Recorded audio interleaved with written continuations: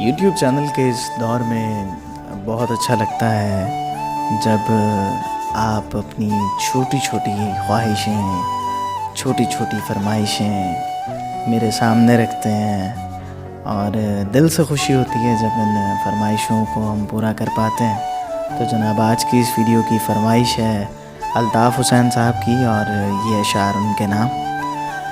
اشعار یوں ہیں کہ میں کھجوروں بھرے صحراؤں میں دیکھا گیا ہوں، میں کھجوروں بھرے صحراؤں میں دیکھا گیا ہوں، تخت کے بعد تیرے پاؤں میں دیکھا گیا ہوں، لمحہ بھر کو میرے سر پر کوئی بادل آیا، کہنے والوں نے کہا چھاؤں میں دیکھا گیا ہوں، پھر مجھے خود بھی خبر ہو نہ سکی میں ہوں کہاں،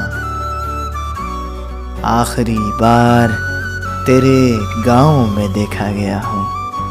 تو جناب میں تو آیا تھا آپ کے گاؤں میں اور میں دیکھا بھی گیا تھا، اب آپ نے مجھے دیکھا یا نہیں یہ آپ نے سوچنا ہے۔ سنتے رہیں مالک علی خان کو، اور ایسے ہی اپنی فرمائشیں مجھ سے پوری کرواتے رہیں۔ Stay tune.